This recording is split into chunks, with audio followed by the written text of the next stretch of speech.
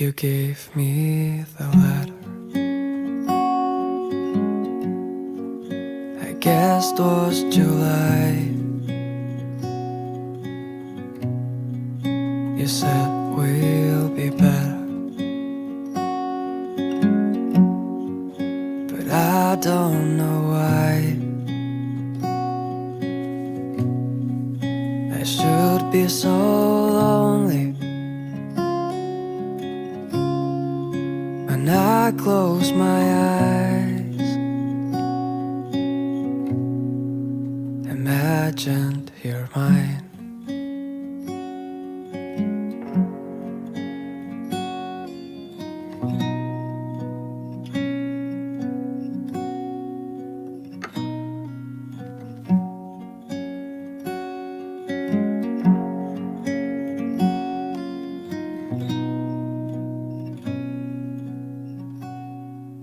Sometimes I feel tired of my heavy thoughts. It's like start a fire when we're on the boat,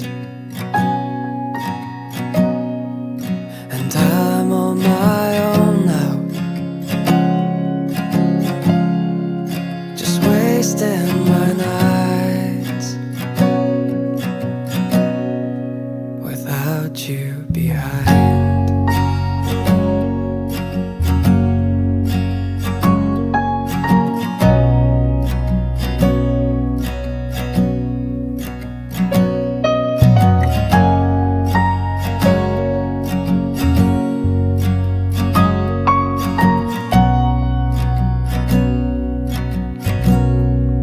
And now it is better,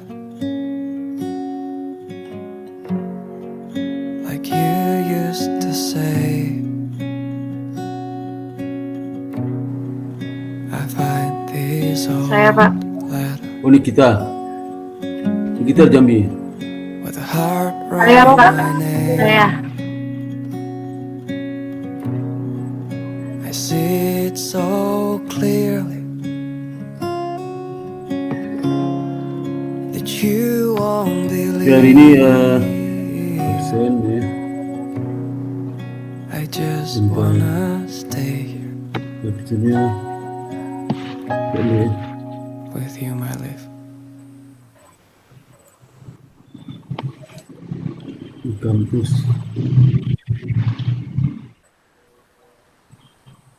Kuliah ke-9 sekarang ya.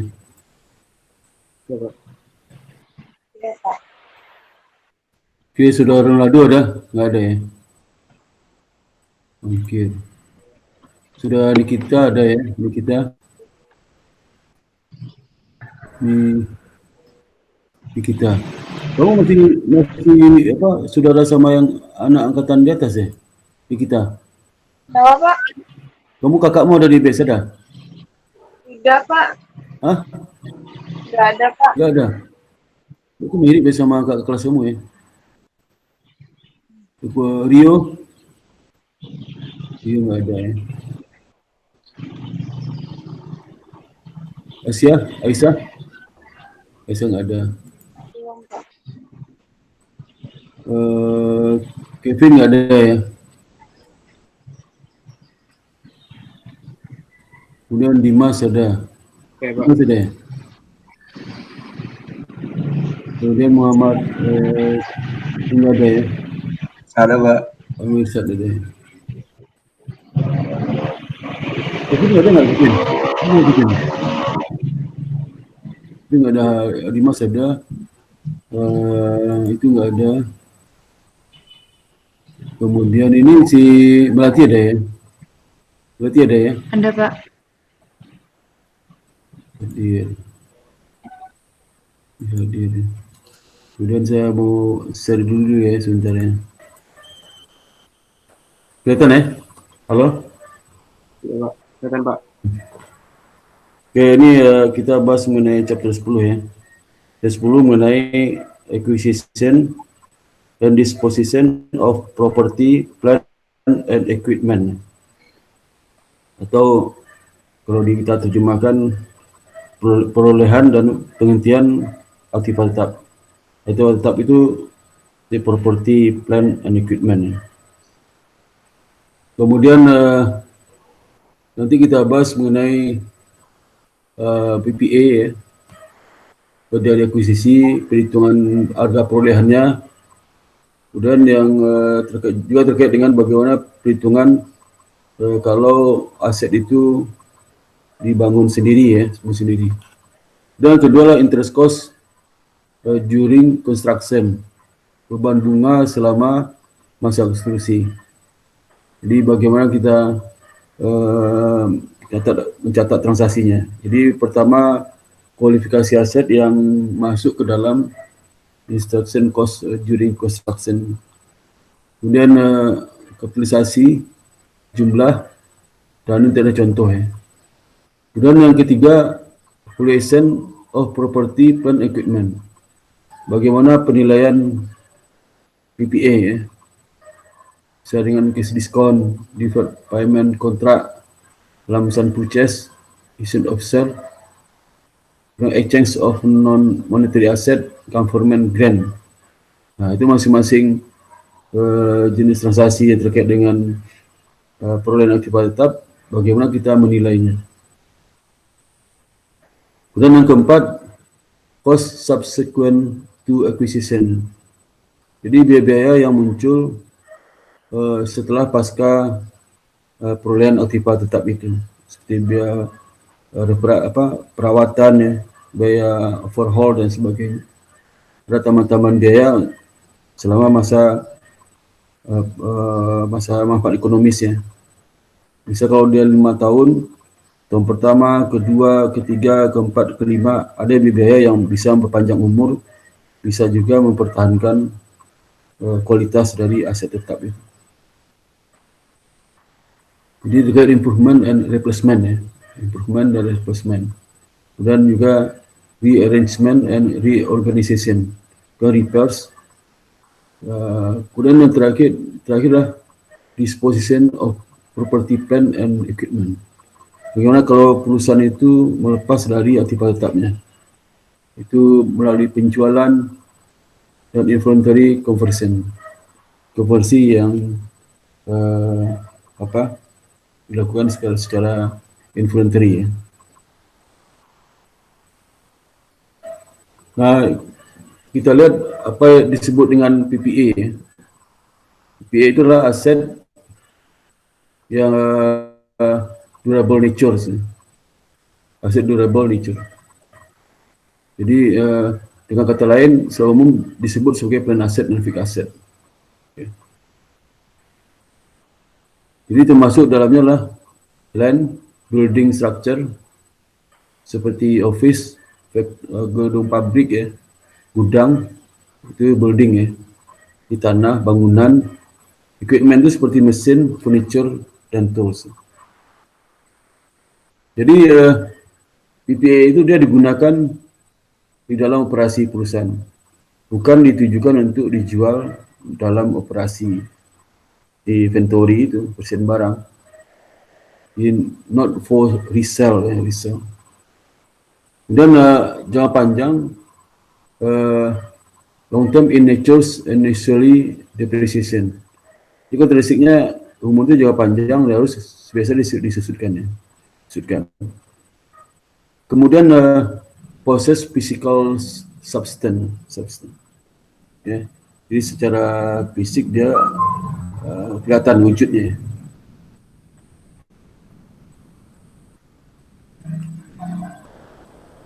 Kemudian pada saat akuisisi atau perolehan aktivitas tetap, itu historical cost mengukur cash atau cash equivalent price ya, dari perolehan aset sampai dia itu berada di lokasi.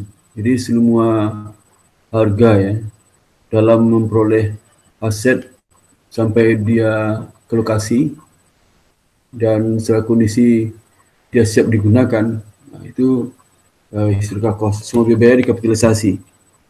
Itu historical cost dari harga perolehan dari aktivitas tetap ya.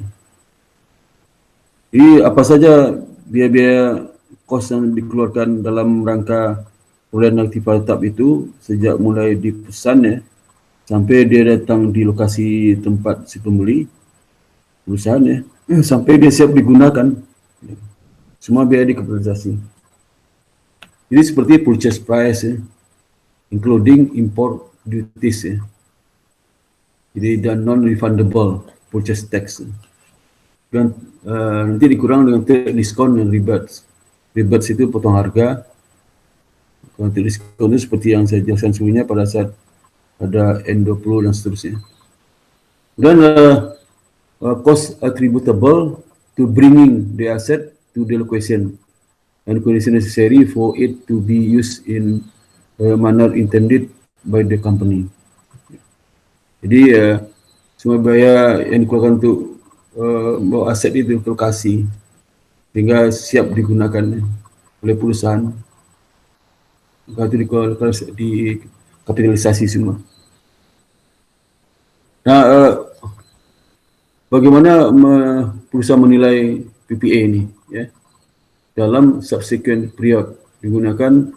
Ini dalam subsequent period itu maksudnya pada saat tadi kan saat dia peroleh ya, kemudian setelah setahun dinilai bagaimana cara menilai. Atau pokoknya kalau dia umur 5 tahun, tahun pertama pasti itu historical current value, harga beli kan. Nanti akhir tahun pertama gimana menilai aktiva tetap di neraca, akhir tahun kedua gimana, akhir tahun ketiga gimana, dan seterusnya. Nah, itu bisa menggunakan dua metode, pilih salah satu, cost method atau per value method ya. Method.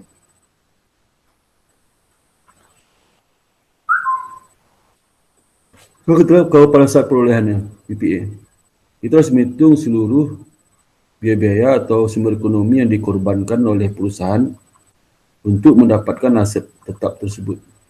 Itu kita kapitalisasi ya. Kapitalisasi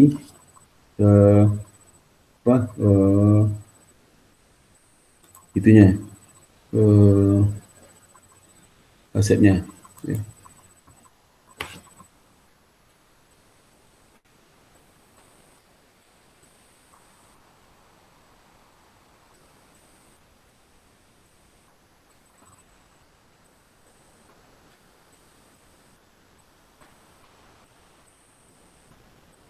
Kemudian sorry.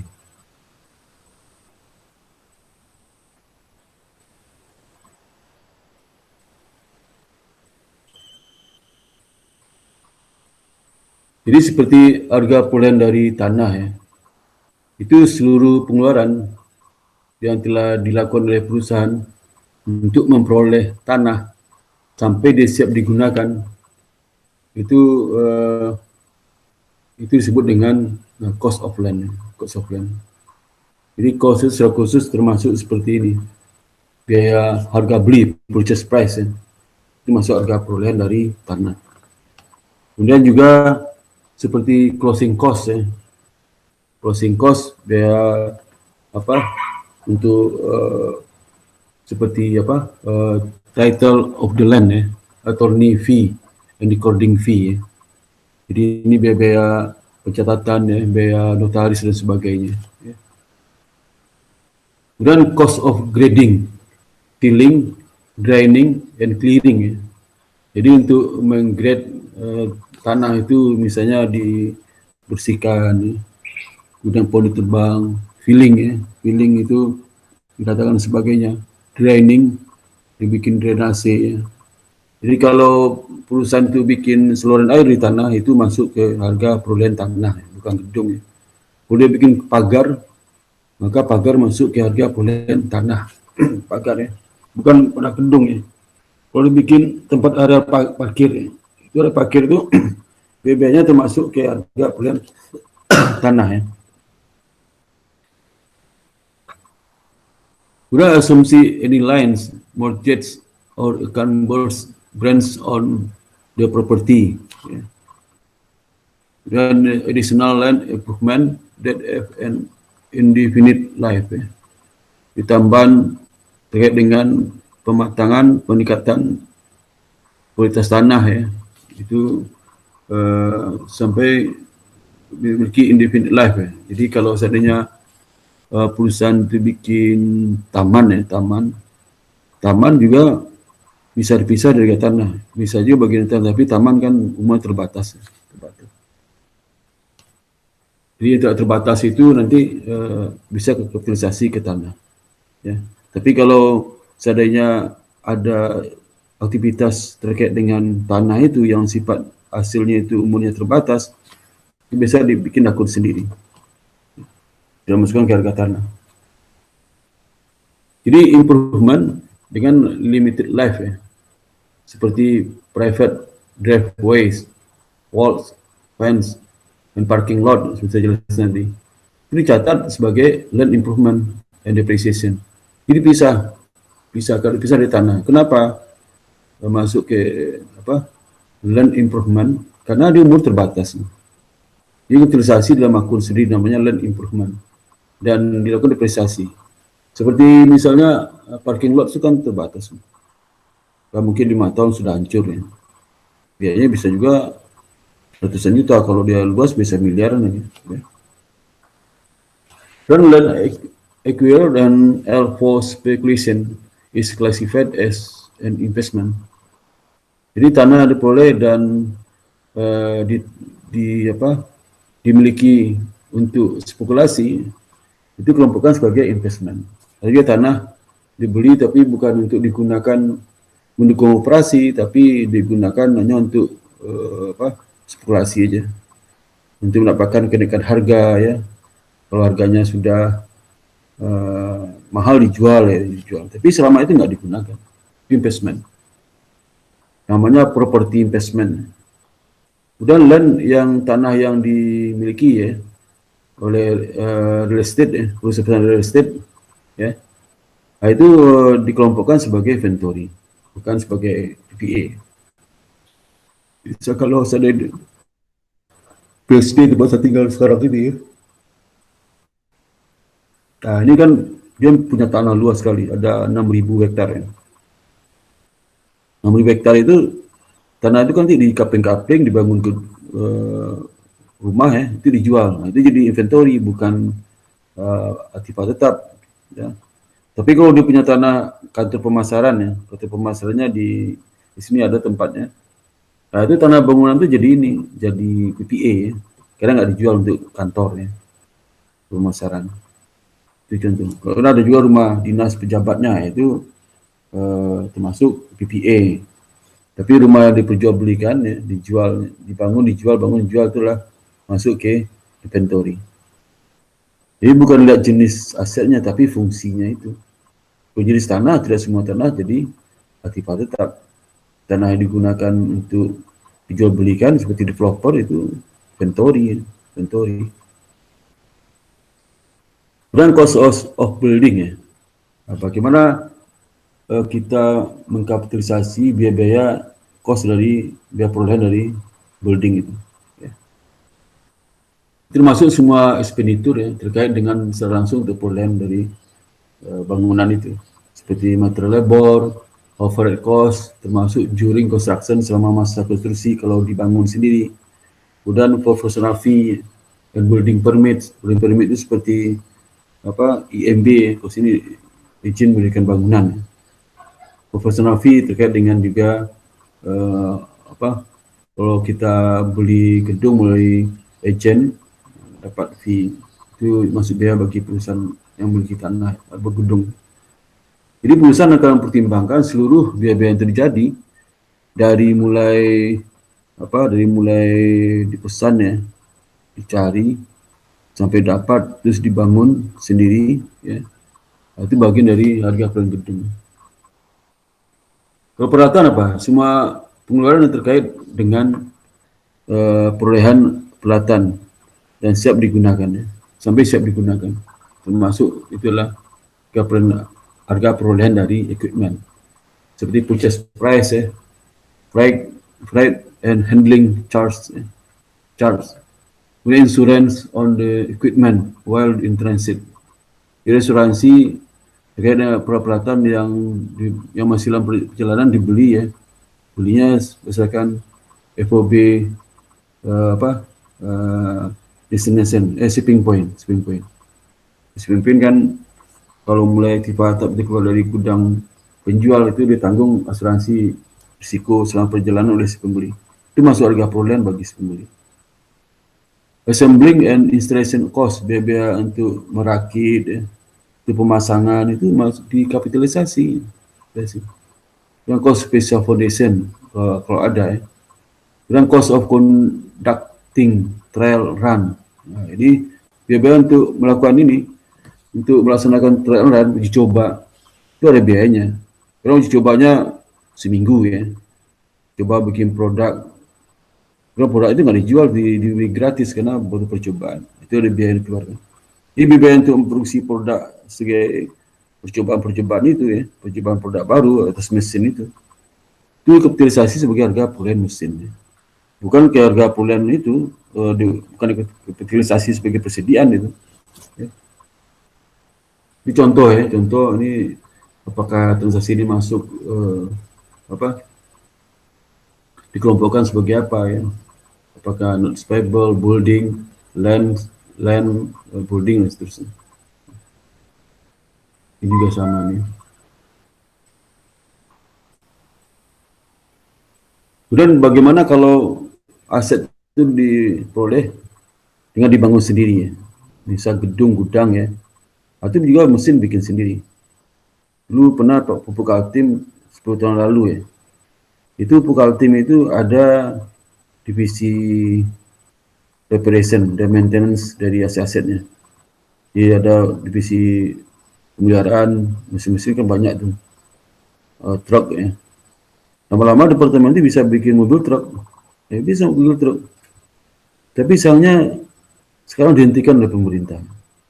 Padahal kemampuan kita untuk bikin kendaraan itu bisa, tapi karena ada tekanan di pemerintah lain di mana produknya ada di Indonesia seperti merek-merek tertentu ya dari negara tertentu, itu menekan pemerintah sehingga tidak teruskan. Padahal udah jadi itu prototipenya bagus truknya. Ya, sampai sekarang nggak ada kejelasan. Itu Pupuk Altim kalau nggak salah ya. Tahun 15 tahun ke 20 tahun lalu. Jadi kalau dia dibangun sendiri ya, maka cost termasuk biaya material, bahan baku, direct labor ya, udah overhead ya. Overhead itu bisa dihandle dengan dua cara. Pertama adalah tidak ada no fixed overhead ya. Jadi untuk akibat bangun sendiri itu overhead tidak ada. Karena asumsi karena ada atau tidak ada proyek untuk membangun sendiri akibat ini overhead selalu ada. Yang kedua, setuju untuk melokasikan porsi seporsinya kepada akibat yang sedang dibangun itu. Jadi misalnya akibat dibangun 1 Februari ya, kemudian dibangun sendiri. Kemudian selama bulan Februari overhead muncul 100 juta. Nah, kalau yang pertama dia tidak dikapitalisasi sebagai harga perolehan gedung dibangun. Ada juga lain diakui sebagai harga perolehan gedung dibangun, dilokasikan. Kalau pertama alasannya kalau nggak ada gedung dibangun ya overhead segitu juga. Ya. Tapi yang kedua dilihat additional overhead, ya tambahan overhead kalau gedung itu dibangun. Itu secara proporsional. Nah, perusahaan menggunakan metode yang kedua ya. Tidak boleh yang metode yang no fixed overhead, no fixed overhead, tidak boleh. Nah, yang berikutnya tadi kan overhead ya. Yang berikutnya kalau aktivator dibangun dari pinjaman ya. Pinjaman itu bisa dari pinjaman baru, pinjaman lama. Pinjaman lama itu diasumsikan kalau ada gedung ya atau aktivator dibangun, maka perusahaan melakukan penundaan pembayaran utang. Tapi kalau nggak dibangun dia bayar utang. Sehingga dengan demikian bunga yang muncul dari hutang yang ditunda pembayarannya itu biasa dikapitalisasi ke proyek gedung masa konstruksi. Ada juga utang yang muncul dari utang baru ya, utang baru.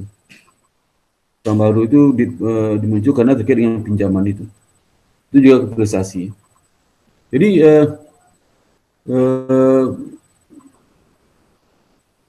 increasing to cost asset ya. Kapitalisasi ada menyatakan tidak ada kapitalisasi bunga yang terjadi masa konstruksi. Yang kedua, pendapat kedua itu dekapitalisasi actual cost yang muncul selama masa konstruksi. Ya. Yang ketiga itu semua dari cost yang muncul kapitalisasi ke cost yang muncul terkait dengan interest cost itu, beban bunga itu semua dikapitalisasi. Ya. Kalau yang kedua kan actual cost saja, actual cost incur during construction. Ya. Kalau ketiga semuanya. Jadi kalau dia punya utang lama itu ada 100 juta, baru 50 juta. Nah, 100 juta itu jadi bunga 100 juta sama 50 juta semua dibebankan kepada gedung dalam masa konstruksi. 3 bulan. Nah, dari ketentuan standar akuntansi yang berlaku, IFRS menyarankan ya, itu harus dilakukan kapitalisasi actual interest dengan modification. Jadi nggak boleh, misalnya tidak boleh no capitalization interest during construction atau capitalize all costs of fund, itu nggak boleh. Harus kapitalisasi actual interest. Kemudian konsisten dengan historical cost ya. Kalau enggak kurang tepat ya. Kapitalisasi mempertimbangkan 3 item. Pertama, kalau mengkapitalisasi interest during construction, ya, itu pertimbangannya pertama adalah qualifying asset. Apakah aset itu memenuhi kualifikasi dia menerima kapitalisasi bunga utang dalam masa konstruksi. Ya. Contoh seperti aset itu, kalau inventory juga aset. Tapi inventory nggak masuk dalam kualifikasi aset yang dikapitalisasi bunganya. Jadi sudah beli persediaan barang dagang dengan utang. Utang itu sudah beli persediaan dagang, misal dibayar sekarang, dia pakai utang. Baru nyampe setahun lagi. Nah, bunga selama setahun bisa dibagikan ke presiden nggak boleh, karena dia nggak memenuhi kualifikasi sebagai aset masa konstruksi, ya. Karena harusnya PPA, tetap ya. Itu contohnya. Nah, itu sudah mau leasing ya. Leasing itu pakai utang ya, Atau sewa ya, sudah diberi utang. Nah, sewa selama setahun nggak boleh dikapitalisasi bunganya ke dalam aset karena belum milik perusahaan, kecuali sewanya masuk kapitalis ya. Kemudian yang kedua adalah periode kapitalisasi. Kapan periode kapitalisasi? Periode kapitalisasi itu kapan ya? Kalau dia dibangun 3 tahun, periode kapitalisasi kapan? Nah, sejak utang diterima sampai selesainya proyek itu tersebut. Ya. Jangan proyeknya 4 tahun, utang yang akan diterima setahun lagi udah kapitalisasi bunga, jangan. Atau proyeknya 4 tahun untuk membangun gudang ya, udah tahun kelima udah selesai masih kapitalisasi utang bunga dari utang itu, nggak boleh. Kalau udah selesai dihentikan kapitalisasinya ya. Yang ketiga, jumlah yang bisa dikapitalisasi berapa jumlah dihitung. Nah, pertama kita lihat kualifikasi aset. Jadi ya, misalkan ada substantial period of time to get them ready for their intended use or sale. Jadi misalkan perlu substansi untuk perlu waktu ya untuk mendapatkan aset itu sehingga siap untuk digunakan atau dijual. Ada 2 tipe aset under construction for company of use, atau aset intended for sale. Jadi aset yang nanti akan dijual kembali, jadi dibangun. dibangun terus dijual. Ya, seperti misalnya developer bangun hotel ya, 3 lantai mungkin 3 tahun kita dijual lagi. Jadi kultivasi prodi dimulai pada saat ya pertama sejak pengeluaran ya bagi aset itu terjadi ya. Jadi misal pinjam utang ke bank ya, untuk membiayai bangun gudang 1 Januari nih, tapi baru digunakan dana 1 Februari. Dana digunakan untuk membeli bahan baku gitu, bahan baku untuk alat bangunan. Maka proyek kapitalisasi adalah sejak 1 Februari sampai proyek itu siap selesai digunakan, siap dibangun, bukan sejak 1 Januari. Itu kapitalisasi periodnya. Activity for reading the asset for use or sell are in progress. Jadi maksud dari mulai dikeluarkan ya sampai aset itu siap dibangun ya, dibangun. Itu. Jadi interest cost are being incurred, sudah terjadi. Kalau belum terjadi jangan ya. Misalnya kita bangun pabrik ya, bangun sendiri nih ya, pabrik kita bangun sendiri. Dapat pinjaman dari bank 11 miliar. Jangka waktu 10 tahun. Proyeknya 3 tahun selesai. Jangan bunga selama 10 tahun semua dibayarkan ke proyek itu, nggak boleh. Hanya 3 tahun aja. Jadi pada saat ke akhir pada saat proyeknya selesai itu semua aset komplit dan siap digunakan, maka interest kapitalisasi bunga terjadi terhadap utang yang dipinjam untuk membangun aset itu dihentikan kapitalisasi, langsung jadi expand ya. Expand. Yang kedua, jumlah dikapitalisasikan itu berapa? Ya. Jadi kapitalisasi lesser of ya, actual interest cost yang terjadi. Ya. Jadi berapa actual interest cost yang terjadi? Ya. Kemudian nanti yang kedua affordable interest. Affordable interest itu adalah bunga yang bisa dihindari kalau sebenarnya proyek itu nggak ada. Itu affordable interest. Affordable interest ini yang akan dialokasikan dikapitalisasi ke proyek yang sedang dibangun itu. Jadi misalnya kalau nggak ada pembangunan itu, utang perusahaan dibayar ya, atau perusahaan nggak nambah utang. Tapi begitu dibangun, perusahaan harus menunda utangnya. Utang yang bunga muncul dari pembayaran utang itu dikapitalisasi. Yang kedua, perusahaan sebut berutang. Nah, bunga muncul selama proyek dibangun dari utang baru, dari utang lama, ya, itu dikapitalisasi ke dalam harga bulan aset. Nah, kita harus menghitung weighted average accumulated expenditure. Ya. Dalam perhitungannya nanti bisa tepat berapa jumlah yang dikeluarkan itu yang dikapitalisasi. Tidak semuanya ya kapitalisasi. Ya. Tidak semuanya bunga misalnya dikeluarkan bisa pinjam udah 40.000. Bunga yang untuk investasi enggak udah 10.000. Enggak cukup setahun. Tergantung kalau dia dikeluarkan mulai dipakai tanggal 1 Agustus, bunga investasi berapa? Bunga muncul 1 Agustus sampai 31 Desember tahun berjalan. Dibagi 12 ya. 12. Jadi nanti kalkulasi periodnya itulah kita harus tahu sejak mulai dikeluarkannya pengeluaran yang berasal dari utang itu sampai akhir tahun. Kalau kita akhir tahun ini, kalau tahun depan masih belum selesai, kapitalisasi bunga berjalan muncul dari periode tahun depan itu. Jadi maka ada kapitalisasi period ya. Period itu seperti bobot ya. Untuk menghitung berapa di jumlah ini harus dilakukan dasar untuk perhitungan pokok bunganya. Bisa contoh ya. Bisa tanggal 1 Maret dikeluarkan 240.000. 1 Juli 480.000. November 360.000. Dikeluarkan biaya untuk proyek itu. Nah, kalau kita ngitung bunga bukan bunga setahun kali 240.000, itu jumlah bunga itu kita realisasikan ke proyek enggak. Tapi sejak dikeluarkan tanggal 1 Maret itu berapa sampai akhir tahun berapa bulan? Itu 10 bulan kan. 10 bulan itulah masa periode optimalisasi period ya. Period per bulan.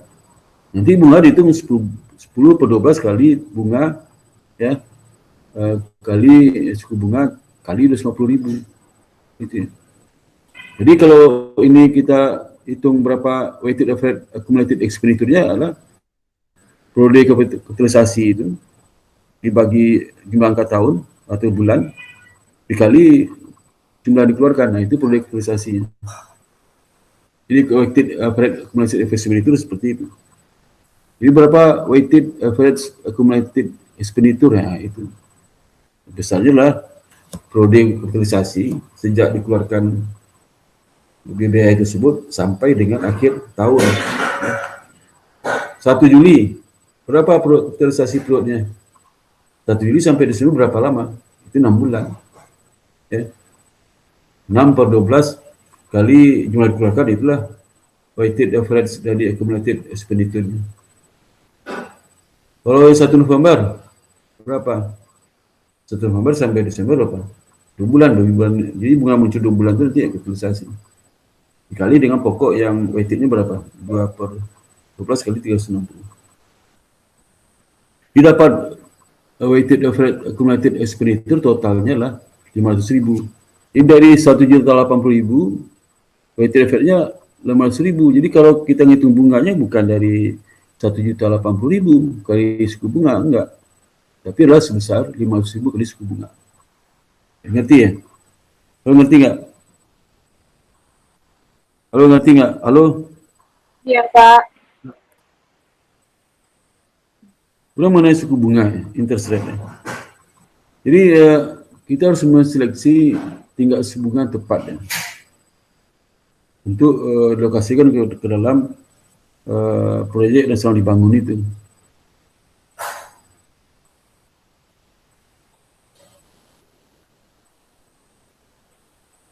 Nah, ini kita kasih contoh ya, bagaimana menentukan suku bunga yang tepat itu. Ya. Apalagi suku bunganya itu terdiri dari utang lama yang ada berapa jenis utang ya. Utang itu juga berasal dari pinjaman tanggal berbeda-beda, lalu bunganya berbeda. Jadi misalnya perusahaan ini ada 3 jenis utang ya.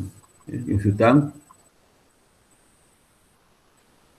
di mana jenis utang itu utang lama ya, mungkin yang utang lama di mana utang lama itu mungkin ditunda pembayarannya untuk membangun gedung ya. Ya, hasil pembayaran pokok itu dipakai untuk membangun gedung. Nah, bagaimana kapitalisasi rate-nya? Itu total dari pokok ya, total pokok. Jadi kita hitung masing-masing, bisa pokok utang pertama notes 2 tahun, bunga 12%. Berapa bunga setahun? 72.000. Dalam bunga 72.000 itu dari 12% kali 600.000. Dan pokok utang yang kedua 10 years bond itu 2 juta ya, kali 9% dapat 180.000. Kemudian prinsipal yang utang ketiga itu bond 20 years ya, dengan suku bunga 7,5%. Jadi bunga per tahunnya 7,5% kali 5 juta dapat 375. Nah, total bunga dibagi total pokok ya. Nah, itu tingkat suku bunga rata-ratanya sudah tertimbang. Weighted average interest atau suku bunga tertimbang. Itu tidak boleh seorang hitung suku bunga rata-rata 12 tambah 9 tambah 7,5 bagi 3, nggak boleh, nggak tepat. Ya. Jadi komposisi rate-nya itu sebesar 8,25%.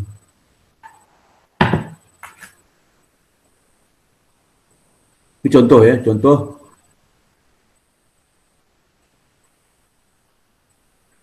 Misal tanggal 1 November ya, 2018. Setelah company telah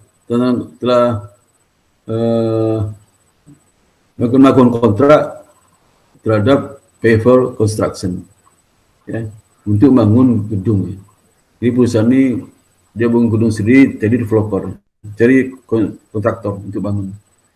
biaya pembangunan gedung itu 1,4 juta US dollar, termasuk tanah online costing 100.000 ya, 1.000 yang dibeli dari kontraktor dan termasuk pembayaran pertama. Ya. Setelah melakukan pembayaran terkait dengan pembangunan gedung itu ya, gedung kepada kontraktor. Ini misalnya dibayar tanggal 1 Januari 10.000 ke kontraktor, mungkin biaya termin pertama, kedua, ketiga mungkin seperti itu.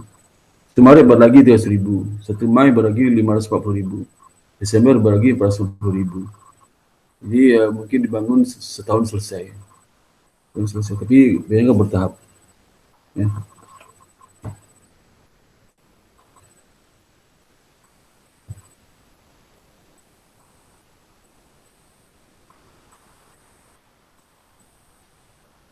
Kemudian private construction ini menyelesaikan gedung siap digunakan ya 31 Desember 2019. Jadi setahun selesai. Ini kan dimulai pekerjaan 1 Desember 2019. Ini 1 Mei ini 2019 ini. Jadi kontraknya kan 1 November 2018, tapi mulai dikerjakan tahun 2019. Ya. Nah, Sela ini perusahaan yang bangun gedung dengan kontraktornya si Payfor ini itu mempunyai outstanding utang ya, utang lama sama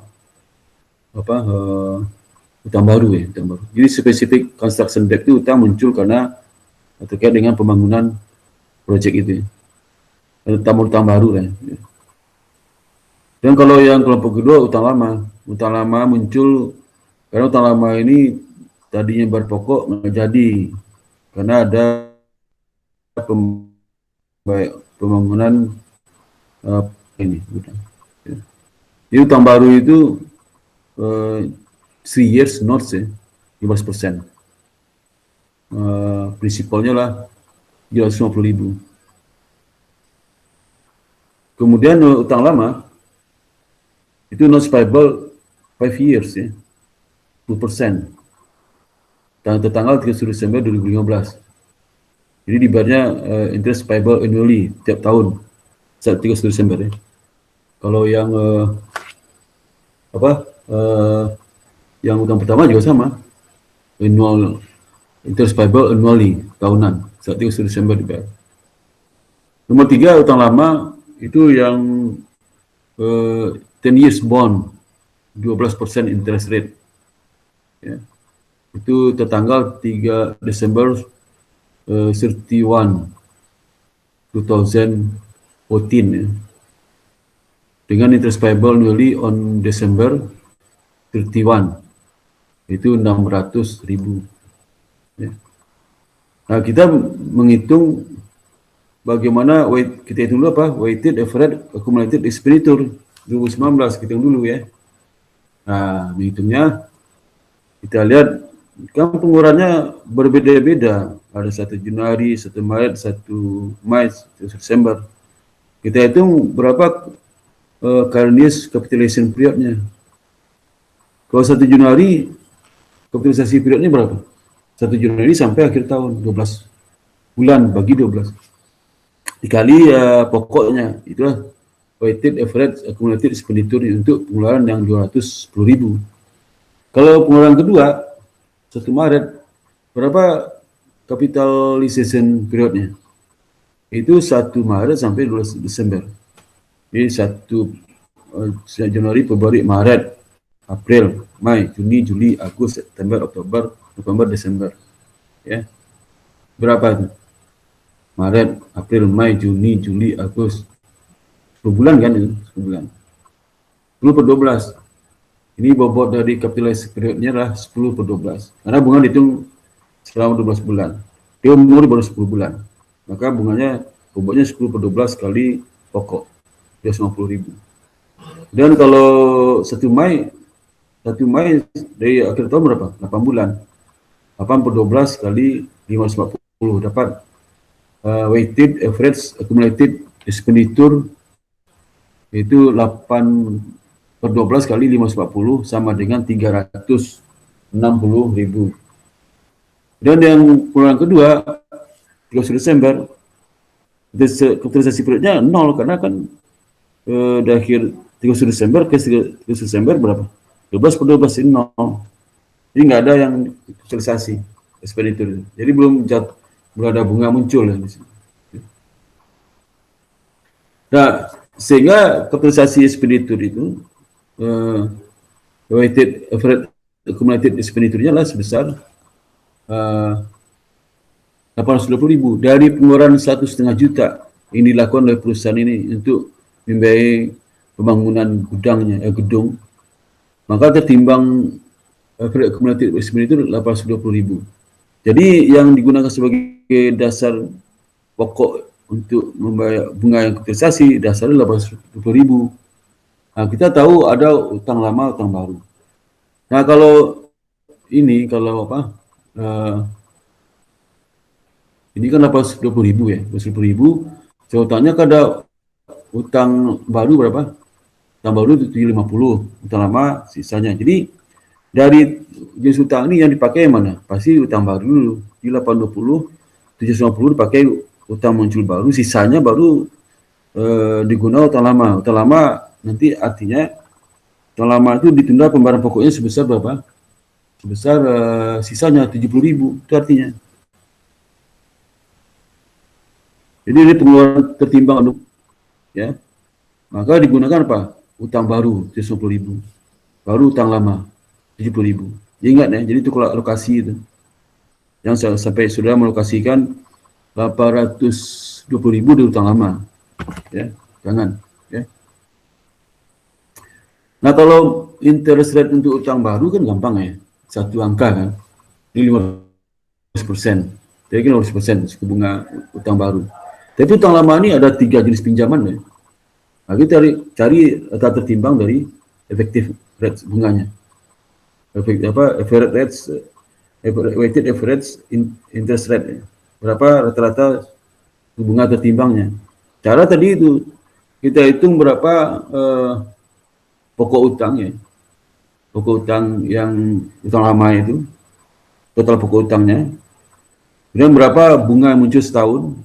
Nanti bunga muncul setahun dibagi dengan total pokok utang lama itu dapat persentase suku bunga rata-rata tertimbang yang digunakan sebagai tiga suku bunga kapitalisasi. Maka utang lama itu nanti menggunakan syaratnya berapa? 11% ya, 11%. 11,04%. Dapat 7.728 atau 120.000. Jadi affordable interest itu artinya bunga yang muncul saat masa konstruksi gedung. Kalau gedung yang nggak dibangun nggak ada bunga itu. Seperti misalnya kalau gedung nggak dibangun kan tidak ada pinjaman 790.000. Bunga yang 112.000, 2.500 nggak ada. Ya. Dan yang kedua, kalau gedung itu nggak dibangun kan nggak ada perusahaan yang menunda pembayaran sebesar 70.000. Menunda pembayaran itu dipakai untuk membiayai gedung itu artinya. Ya. Sehingga dengan demikian maka kita dapat berapa utang bisa di affordable, bisa dihindari. Itu dasar utang yang baru itu dikali suku bunga 15%.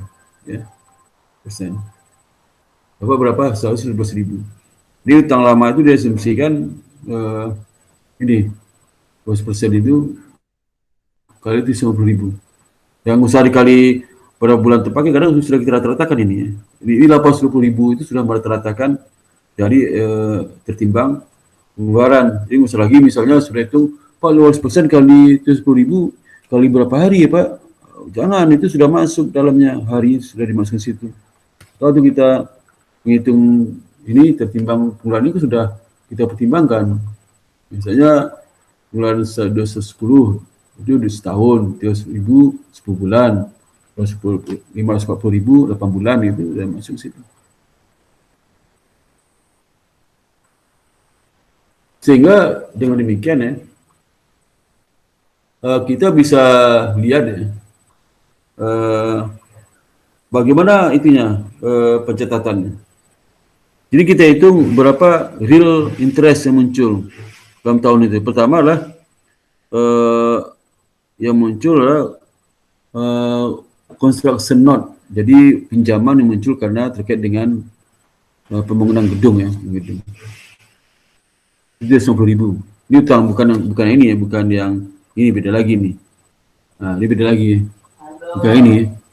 Bukan ini. Ya. Ini yang affordable interest. Jadi kita harus hitung affordable interest sama actual interest. Actual interestnya adalah untuk yang kan ada 3 pinjaman itu. Bunga muncul dari construction note, bunga yang baru ya. Bunga muncul dari utang lama yang berasal dari 5 years.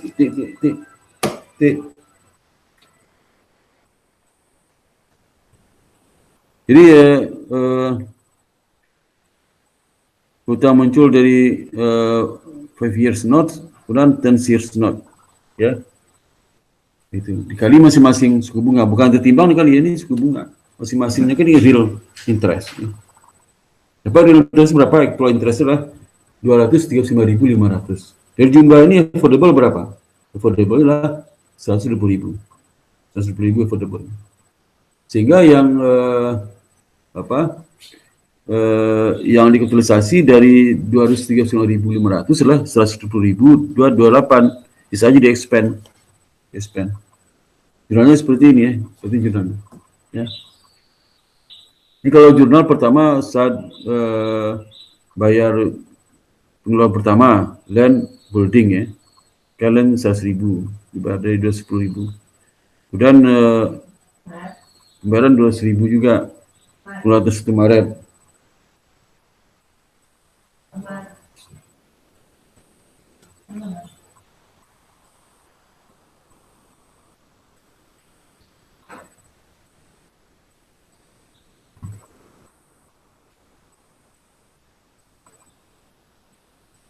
Lalu 1 Mei. 1 Mei itu adalah dicatat building pada cash pengeluaran 1 Mei. 31 Desember ada pengeluaran terkait dengan proyek itu, building pada cash 450.000. Kemudian bangkit bunga muncul kan dibayarkan 239.500, actual interestnya kan 239.500. Jadi ada dua kamu hitung, pertama actual interest sama yang kedua affordable interest. Affordable interest masuk ke building, kapitalisasi interest. Sisanya 239.500 jadi actual interest itu dikurang affordable interest. Sisanya 119.279 diakui sebagai interest expense. Nah, itu bunga diakui ya. Gitu. Ngerti belum? Halo? Ya.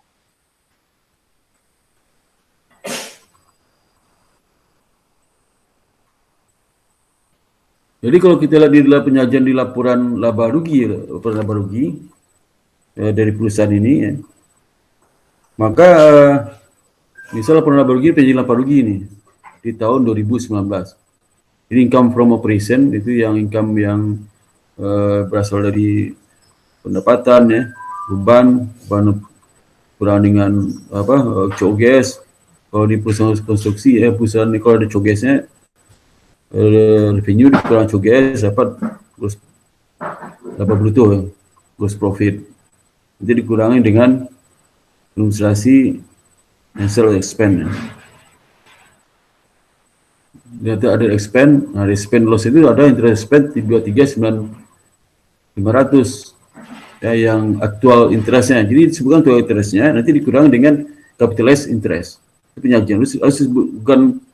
Jadi di pembaca itu tahu dari interest expense total actual interest yang terjadi selama tahun 2019 sebesar 239.500, 120.228 dikapitalisasi ke proyek yang sedang dibangun, building masa konstruksi.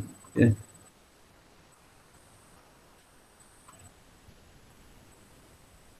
Dapat income before income tax pada net income. Jadi yang jadi beban bunga dari bunga yang terjadi di 2019 hanya 119.272.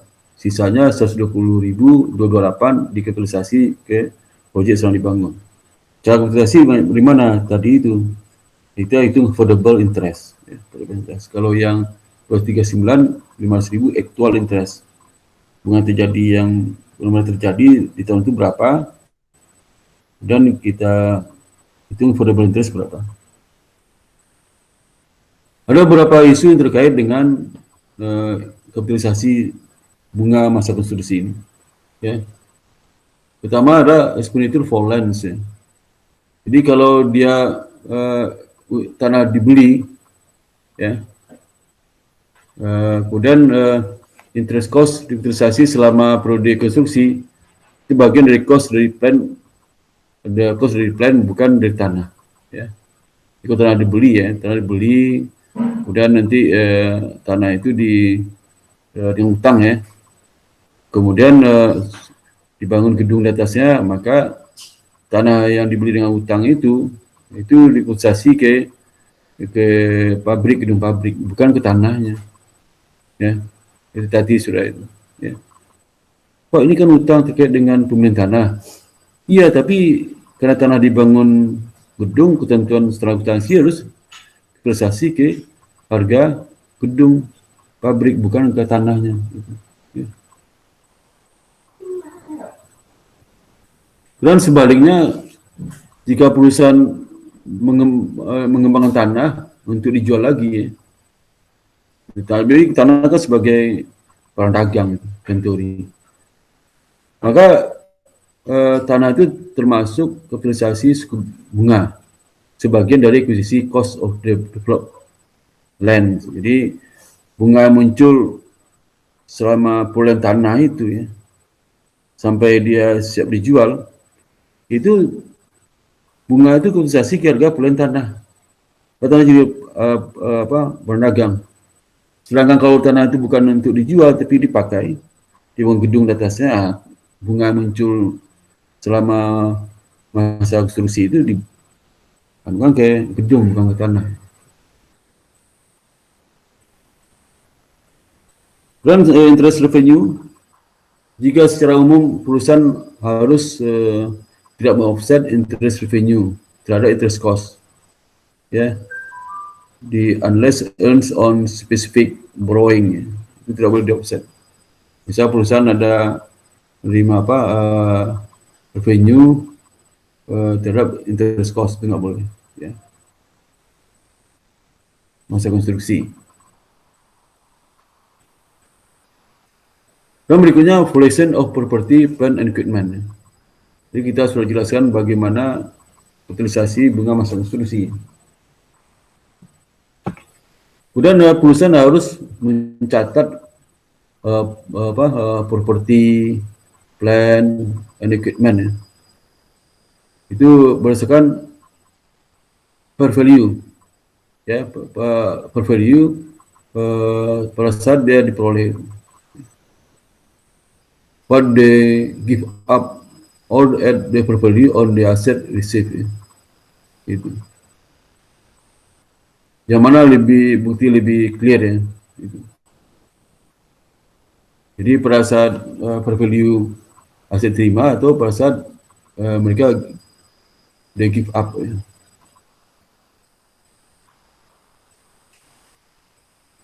Contohnya seperti cash discount, ya.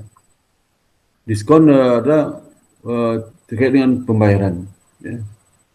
Diskon, cash diskon berarti kan dikurangi, ya. Kemudian deferred payment kontrak, aset yang dibeli berdasarkan long term credit kontrak dinilai berdasarkan present value of the consideration exchange. Present value kalau dibelinya kontrak misalnya 3 tahun, ya, 3 tahun dengan dibeli 3 tahun, nanti ada bunga selama 3 tahun. Nah, itu kapitalisasi dengan present value.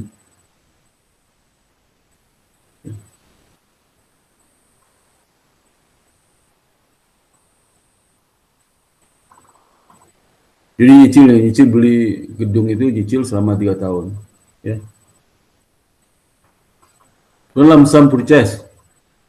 Sum purchase itu pembelian berbagai item dalamnya, ya. kita ada menunggu proses alokasi total cost ke masing-masing aset itu. Nah, ini basisnya adalah market value ya.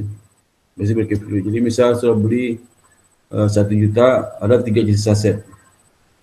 Bertanya berapa 1 juta alokasikan ke aset A, aset B, aset C. Itu berdasarkan proporsional harga pasar di 3 aset itu.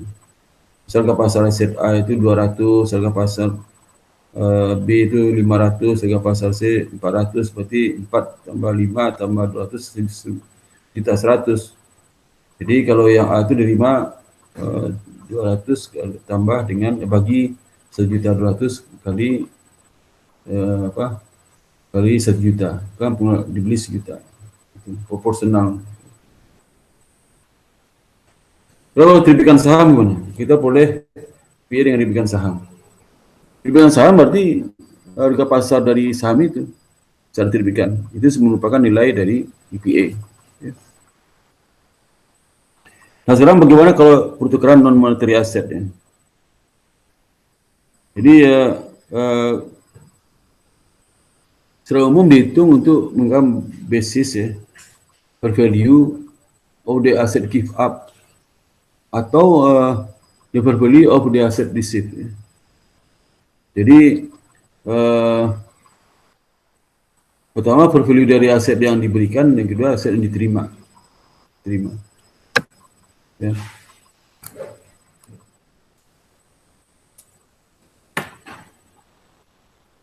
Yang mana yang diakui? Yang jelasnya bukti yang lebih clear. Jadi misal kalau saudara beli barang A, barang B ya, beli barang A dengan barang B. Berapa harga barang A? Ya. Berapa harga barang B? Itu dicatat. Berarti berdasarkan nilai harga pasar dari salah satunya barang terima atau barang yang diberikan. Mana lebih valid buktinya? Ya. Pak, ini saya beli tanah dengan menukarkan kendaraan mewah ya. Tanahnya harga berapa? Ya. Kalau tanah itu diperoleh harga pasarnya 2M, mobilnya 2,5M, ya pilih mana? Harga mobil atau harga tanah? Yang pilih adalah harga yang paling valid. Kalau harga mobil gak valid buktinya, yang valid adalah harga tanah, harga pasar jelas, menggunakan tanah. Tapi kalau mobil yang valid, tanah itu gak jelas Pak, tanah. Kalau developer dijualnya sih per meter 3 juta. Tapi nggak ada satupun transaksi di situ yang dijual 3 juta per meter. 3 juta per meter bukan harga pasar. Harga pasar itu transaksi terjadi.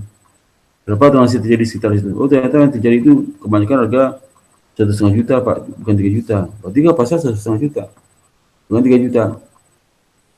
Tapi kalau sudah beli rumah ya, untuk yang ditepati itu hati-hati itu. Ya, bagi rumah untuk dijual lagi, wah itu hati-hati. Ya. Karena harga tawarkan developer itu bukan harga pasar. Itu harga maunya dianya. Harga pasar itu adalah harga yang deal. Dicari berapa transaksi terjadi, isi harga berapa. Tapi kalau developer besar kayak BSD itu kan harga pasar dia menentukan. Kalau nggak ada harga situ nggak terjadi. Jadi benar-benar harga terjadi antara developer sama pembeli ya per meter 10 juta. Tapi nggak harga jual antara pemilik rumah dengan pemilik yang lainnya, ini nggak sampai 3 juta. Itu kalau harga di tanah di BSD. Dia tanah kalau beli rumah sini ya mungkin rumahnya baru itu mungkin 5M. Tapi kalau jual setelah itu nggak akan laku 5M. Yang lakunya 3,5M sampai 4M. Pasti nggak laku. Kalau sudah laku 5M baru 2 tahun 3 tahun lagi baru bisa laku 5M. Ini sulit ya. Jadi artinya harga pasar itu antara developer sama pembeli itu belum tahu harga pasar karena pembeli terpaksa beli nggak lagi penjual lain kan di daerah itu kan pasar beli. Jadi dijual kepada pihak lain lah itu jatuh ya. Ya. Tidak pernah dalam sejarah ya sudah beli rumah di developer besar dijual itu juga nggak akan ada yang lebih naik, pasti jatuh semua. Nah kalau untuk jual beli rumah rumah bekas ya harus tunggu berapa tahun lagi. Saya ini beli rumah tahun 1997 di BSD. Ya. Kalau jual sekarang itu berkelipat lah untungnya, bisa berapa? 20 kali lipat kali untungnya. Ya. 20 lipat untungnya kalau saya jual sekarang. Tapi kalau saya beli sekarang, jual sekarang pasti saya rugi. Pasti rugi. Saya beli sekarang, jual sekarang. Saya beli 3M, jual sekarang. Akan laku 3M. Mana belum beli 3M. Pasti ada waktu setahun, 2 tahun. Ya. Oh, tetangga-tetangga saya di rumah kan 3 tahun berlaku. Harga pasar developer dicari. Harga pasar di transaksi penjualan tanah yang di sekitar sini. Kemudian meaning of commercial substance. Jadi maksud commercial substance itu pertukaran yang memiliki commercial substance jika future cash flow berubah ketika hasil dari transaksi. Ya. Berganti, jadi future cash flow sebagai menggantikan hasil dari transaksi, result of the transaction. Jadi hal ini jika dua pihak ya melakukan pertukaran economic position, transaksi itu memiliki commercial substance. Jadi misal kalau seandainya kita pertukarkan tipe etap, saya tipe etap A, orang lain tetap B, ya.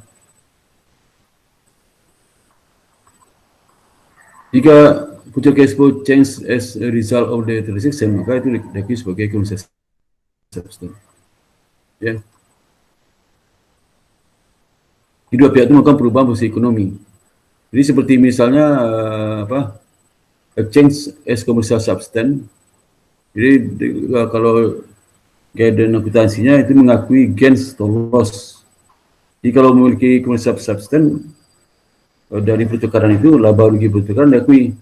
Tapi kalau tidak memiliki commercial substance maka menunda gains and loss. Mendefer gains dan loss diakui. Ya. Untung ditunda, loss diakui. Ya.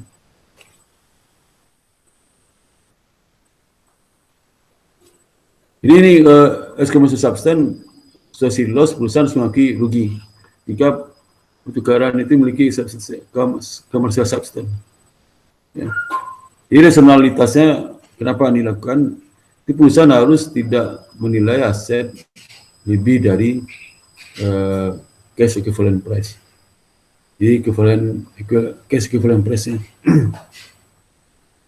Jika rugi ditangguhkan, maka aset akan menjadi overstate ditanggung.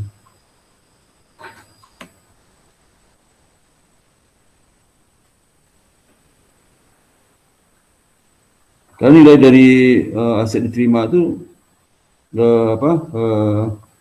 termasuk rugi ditangguhkan.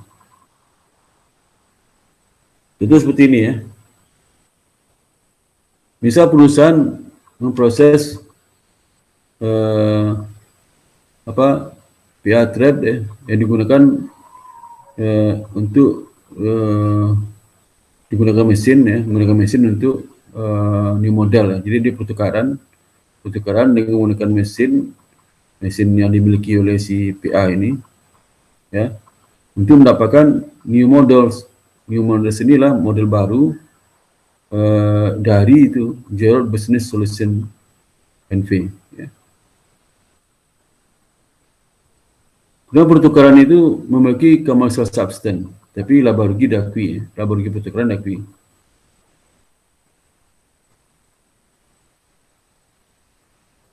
Jadi mesin yang telah digunakan ini mesin lama. The use mesin itu mesin yang lama, yang sudah digunakan. Itu memiliki book value 8.000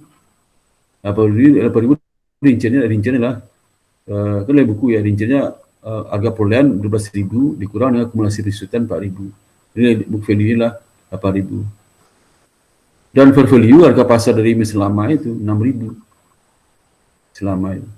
Udah kalau mesin baru ya, berdasarkan harga new model list atau harga di penjual itu model baru itu 16.000. Saya jual itu memberikan informasi pertukaran ini dengan allowance 9.000 untuk mesin yang telah digunakan. Jadi artinya apa? Artinya dari nilai buku 8.000, kemudian yang ada harga pasar 6.000, maka nanti dia harus trade in loans for use mesin 9.000 ya. Maka jumlah cash diberikan adalah 16.000 kurang 9.000 dapat 7.000 cash payment due. Seminggu.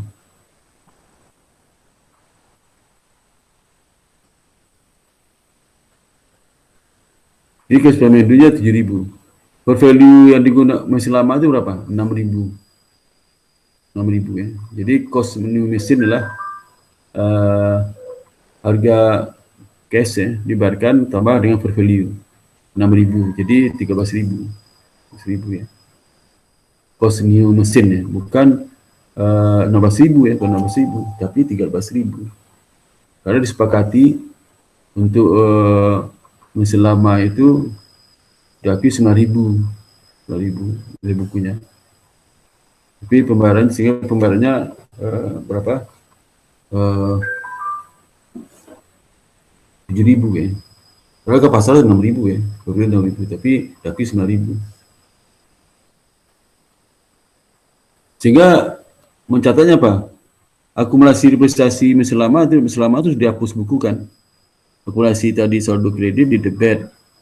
Akumulasi mesin lama itu equipment lama di kredit, di debit kredit, sehingga selisih antara nilai buku dengan harga itu, harga pasarnya, pasar berapa? 6.000 kan? 6.000 itu merupakan loss on disposal equipment ya. Rugi karena pelepasan itu. Jadi selisih antara nilai buku dibandingkan harga pasar mesin lama. Kemudian yang kedua lah, itu berapa cash yang dibayarkan? 7.000 itu berdasarkan dari apa? Dari harga pasar mesin lama diakui ya, dikurang dengan nilai buku mesin harga pasar mesin lama dibandingkan harga pasar mesin baru. Harga pasar mesin baru berapa? Itu kalau mesin lama 6.000 ya, 6.000. Kemudian pembayaran cash 7.000. Jadi cost of new mesin adalah 13.000 ya. 2.000. Harga pasarnya berapa? Harga mesin baru itu 16.000. Tapi disepakati si mesin lama itu cukup bayar 7.000 aja ya. Itu cash ya. Jadi sini harus bedakan cash yang dibayar, bisa juga cash diterima, bisa cash dibayarkan. Cash dibayarkan dan diterima itu berbeda dengan menghitung loss on disposal. Loss on disposal dapatnya di mana? Selisih antara nilai buku dengan harga pasar dari mesin itu ya. Dari mesin. Kalau pasar mesin 6.000. Dan kedua, kalau cash yang diterima, kalau seandainya per value aset lama itu lebih tinggi daripada per value aset baru, kalau cash diterima. Tapi kalau per value mesin yang lama itu lebih rendah pada mesin baru, maka perusahaan harus membayar cash kepada pemilik mesin baru itu. Itu selisihnya. Jika cash yang diterima itu dibayar, selisihnya adalah harga pasar mesin lama dibandingkan harga pasar mesin baru. Sedangkan loss on disposal equipment itu selisih antara harga pasar mesin lama dibandingkan dengan harga nilai buku mesin lama.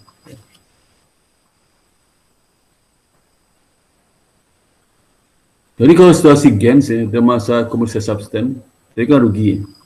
Ini rugi kan ini? Nih, rugi. Kalau commercial substance, laba rugi yang diakui. Maka bursa biasanya mencatat cost of non-monetary asset dengan misalkan pertukaran another non-monetary. Dan non-monetary asset lain tidak sama ya.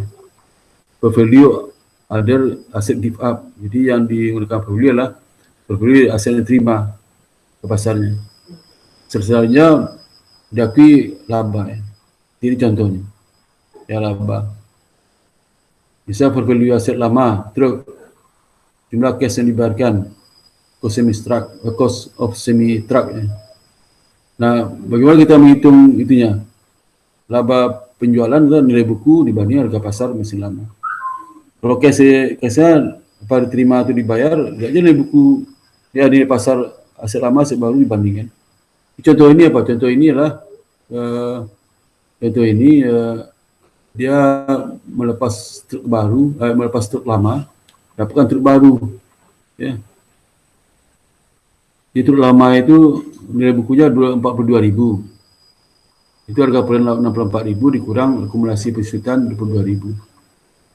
Kemudian Interstate Purchasing Agent berdasarkan pengalaman itu menunjukkan bahwa aset lama itu harga pasarnya 49.000.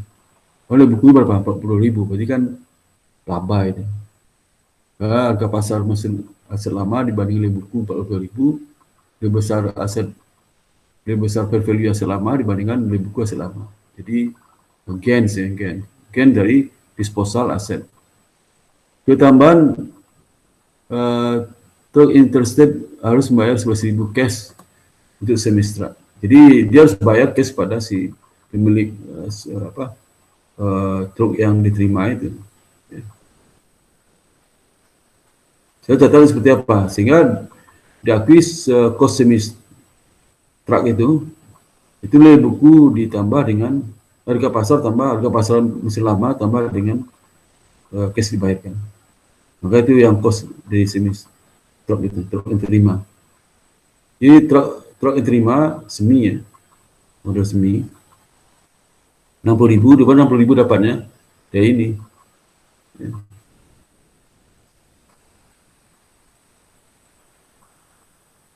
Harga pasar dari itu dari lama itu 49.000 kan.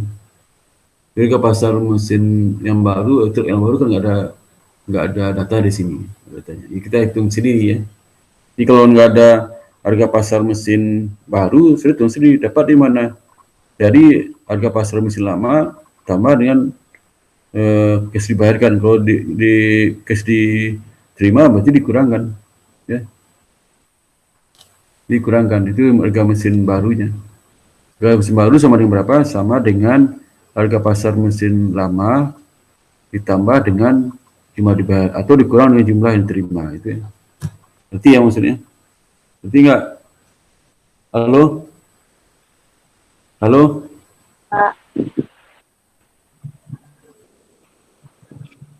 Jurnal seperti ini, jurnalnya adalah gains on disposal truck ya, 7.000.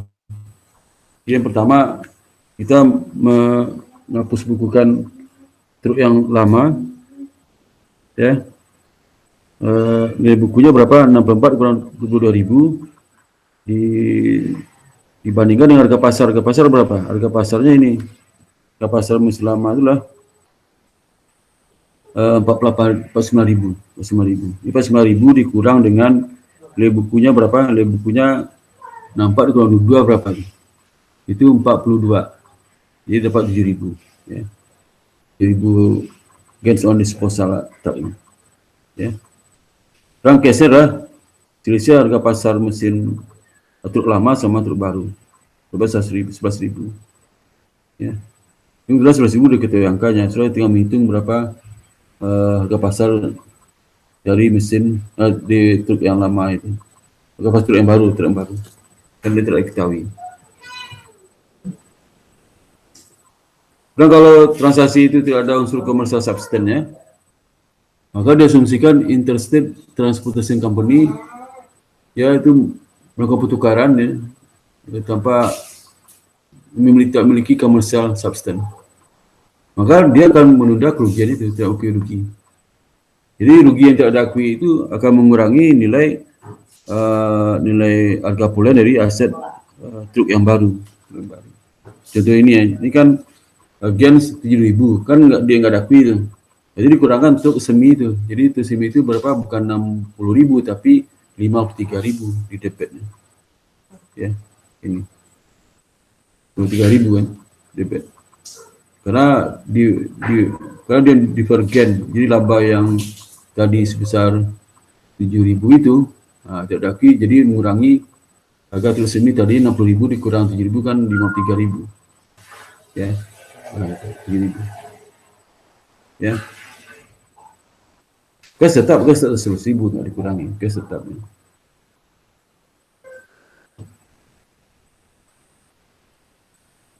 Jadi secara ringkas, gain and loss recognition untuk exchange of non-monetary asset adalah seperti ini. Ya. Jadi kalau menggunakan, jadi ada dua ya pertukaran itu non-monetary asset. Kalau dia itu memiliki komersial substan ya, maka laba rugi pertukaran diakui. Tapi kalau dia tidak memiliki substansi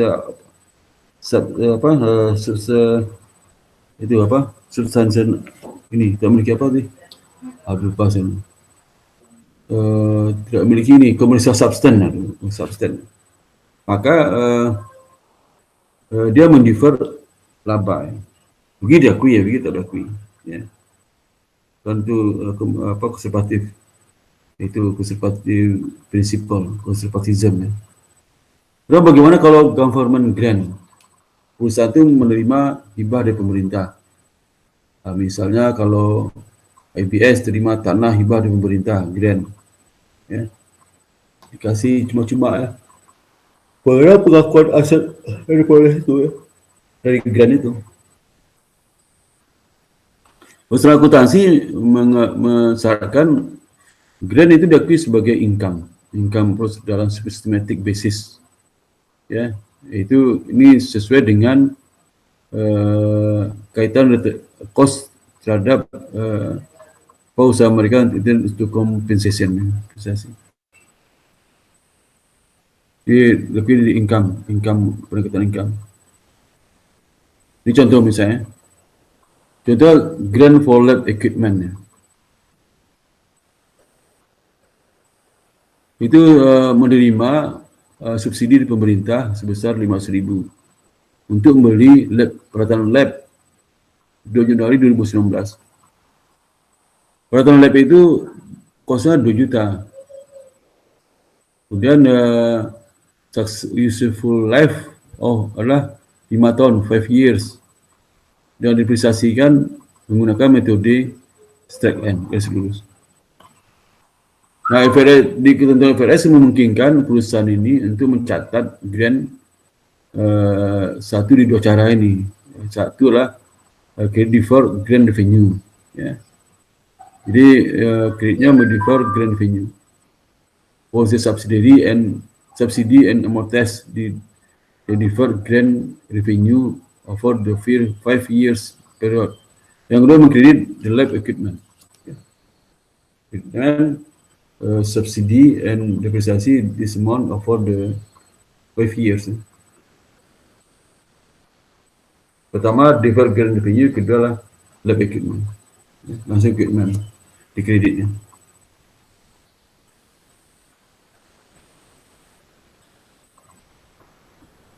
Kita lihat contoh ya. Misalnya grant terhadap lab equipment itu. Ya. Maka kita lihat di dalam statement financial position-nya, non-current asset equipment 2 juta ya. Akumulasi pesusutan dapat 1.600.000. Non-current liability deferred grant revenue ya 300.000. Jadi diakui sebagai deferred grant revenue. Current liability deferred grant revenue. Deferred grant revenue 100.000. Current liability.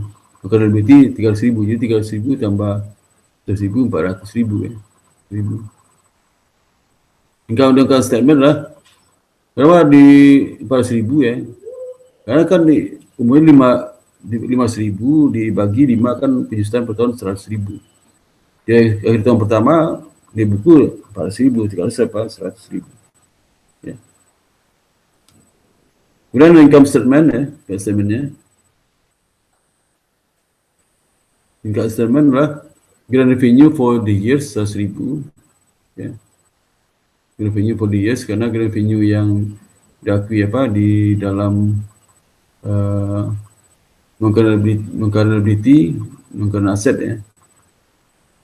Itu masuk dalam ini, dalam aktiva tetap ya. Dalam peralatan 2 juta itu ada dalamnya 50.000 ya. 50.000 maka hibah 50.000. Jadi income statement kan revenue for the years ya. Jika revenue yang 1/5 dari 500,000 itu, ini kalau dia mendefer revenue ya, kepada basic spend for the years 400,000 total semua.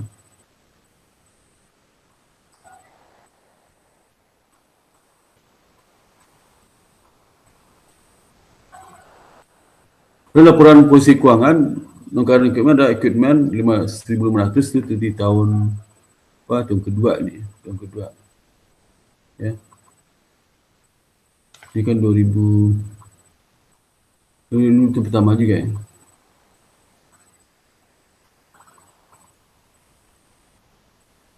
This is financial position is statement financial position, nongkaran aset equipment 1,500, akumulatif depresiasi 300. Income statement depreciation expense. Ini kalau seandainya dia mengakui jadi mendefer revenue, kemudian yang kedua ini ada dua caranya. Pertama mendefer grand revenue ya. Grand revenue itu yang ini, yang pertama ini. Ya. Yang kedua mengkredit develop equipment. Ini ketiga ini. Tiga ini. Because statementnya ada depreciation expense for the years. Tidak ada ini, kalau sebelumnya ada grand revenue for the years. Karena pertama defer credit revenue, kalau dua kan enggak. Ya.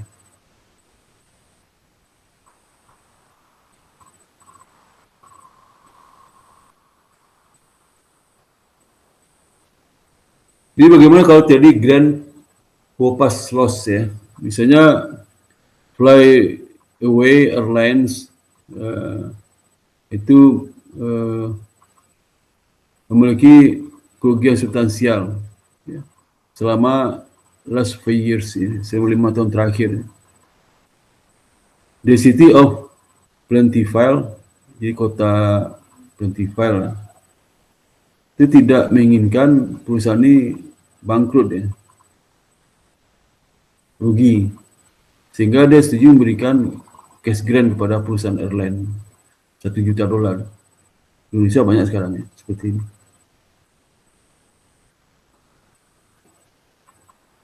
Ya, sehingga dia bisa lanjutkan operasional. Sebabkan grant diberikan adalah untuk membayar jumlah kepada kreditor terkait dengan past loss ya.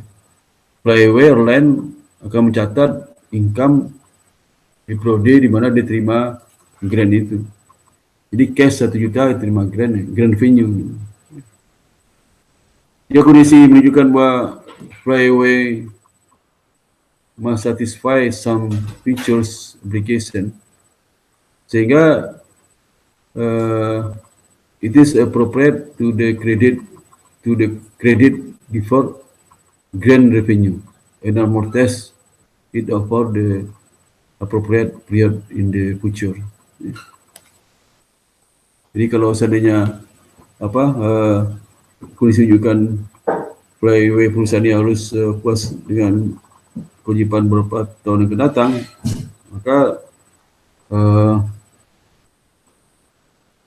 maka perusahaan ini lebih tepat mengkredit defer grant revenue ya, dan amortize selama periode ke depan. Jadi kalau dia mau 5 tahun bagi 5 tahun. Itu diakui ini revenue ya. Tapi kalau tadi kan diakui revenue. Saya diakui defer revenue.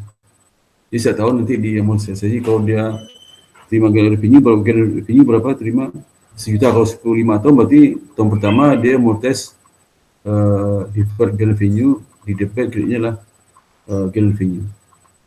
1 juta bagi 5 tahun berarti 500,000. Itu government grant. Jadi bisa grant for borrowing cost ya. Misalnya Flyaway, the City of Puerto Aloa to encouraging high-tech film tech smart to move is plan to Puerto Aloa.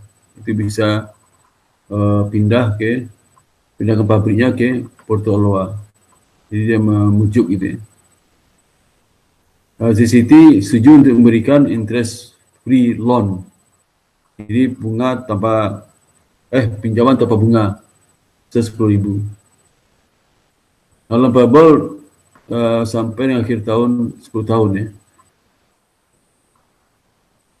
Diberikan buat tax marks perusahaan yang dibujuk oleh pemerintah supaya mendirikan pabriknya di situ, di kota itu. Itu akan mempekerjakan lebih kurang 5% dari pekerja berasal dari kota setempat. Jadi selama 10 tahun ke depan. The smart incremental borrowing rate adalah 9%. Ya, present value dari future loan payable ya, dari 10 juta ini selama 10 tahun, maka dapatnya lah 6,499,300 ya.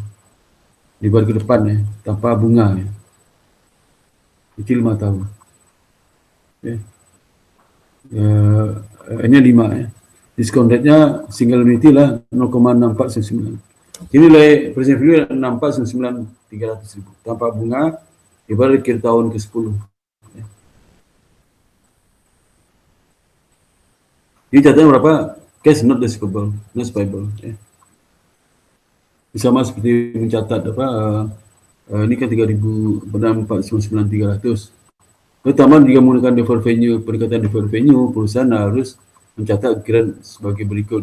Jadi 10.000 kalau dicatat deferred revenue, pendekatan revenue deferrednya. Ini kan dia catatnya bukan deferred revenue ya. Maka dicatat ada cash deferred revenue 3.500 yang ditangguhkan. Sebenarnya dia untung sebenarnya. Ya.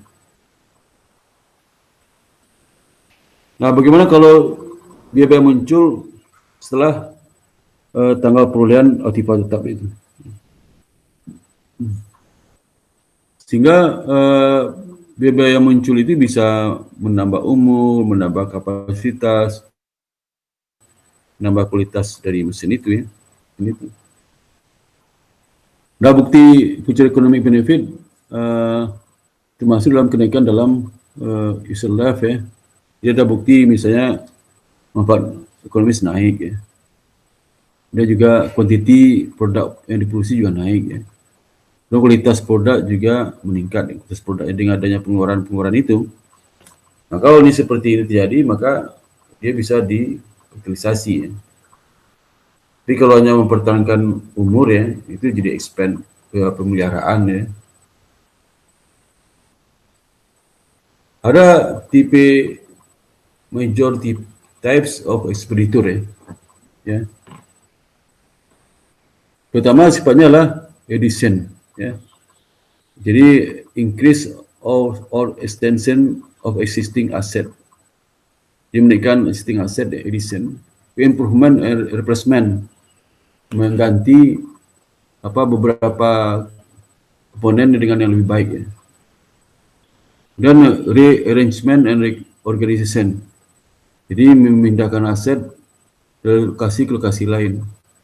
Kemudian repairs itu reparasi ya.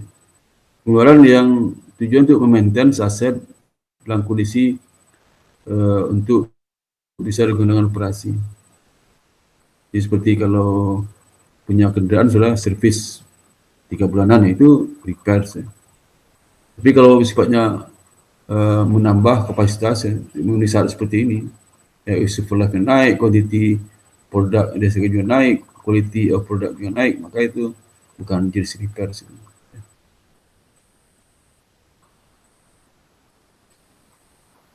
Nah, perusahaan itu akan menjual PPA, melepas PPA itu bisa melalui penjualan pertukaran, voluntary conversion atau abandonment. Ya.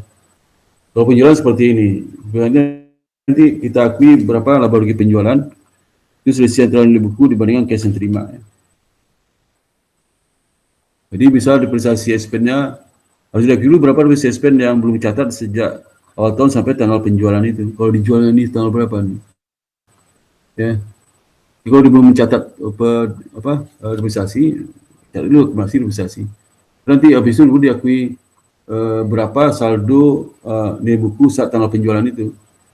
Itu kita hitung harga perolehan dikurang dengan akumulasi depresiasi saldo pada saat tanggal penjualan. Misalnya tanggal penjualan itu misalnya 11.400. harga polling mesin itu 18.000. Jadi buku berapa? 18 kurang 14.000, 11.800 sama dengan 6.600.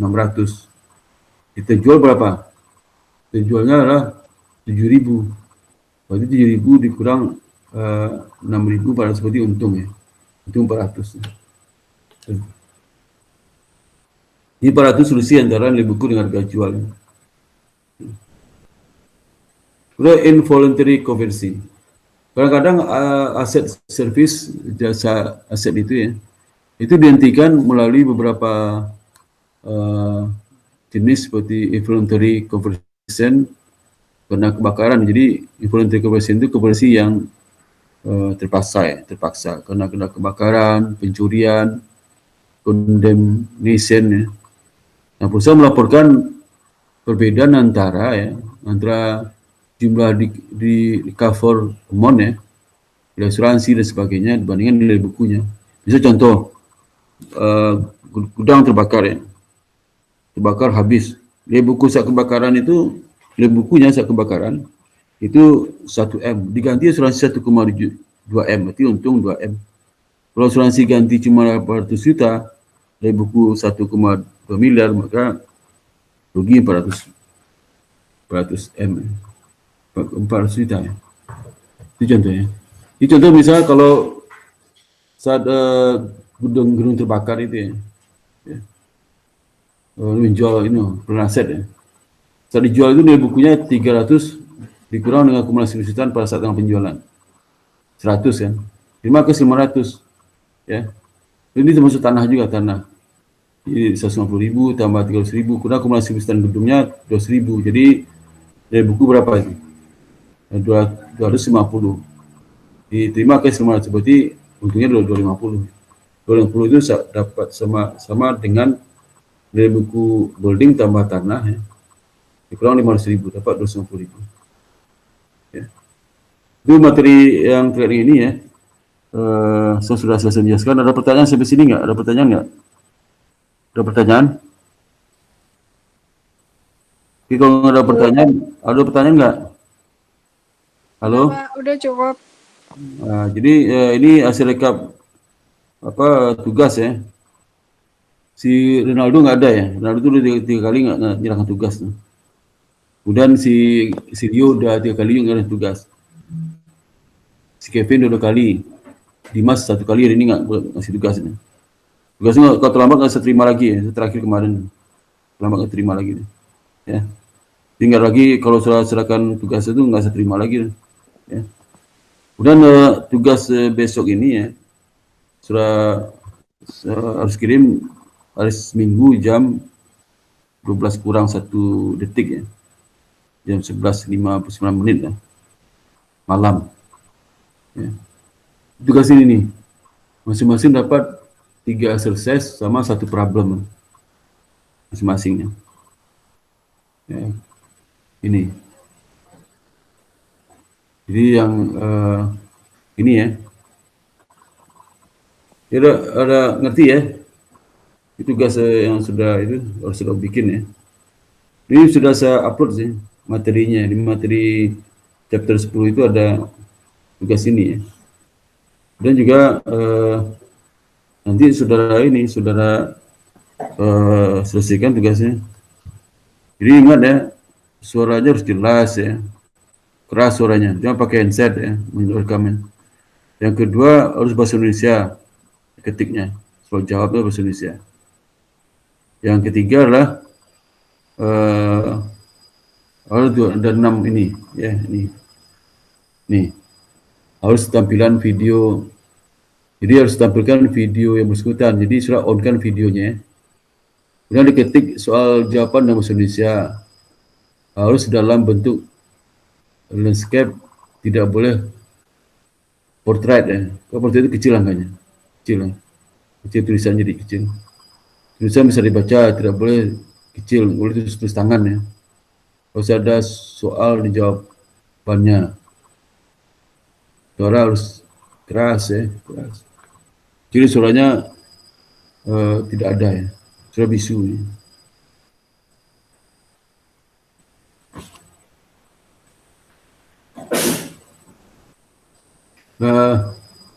Kemudian ya, bentar.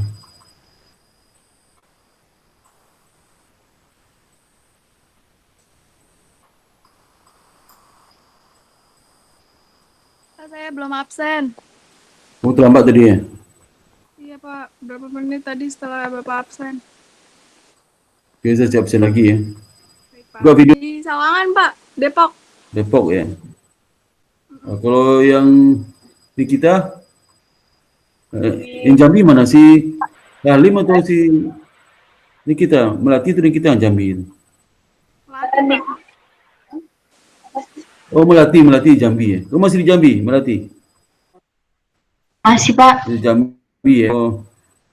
Sampai akhir tahun kamu di Jambi itu ya. Sampai akhir tahun itu, karena kita masih online juga. Jadi nanti daftar online, ujian online, semua online.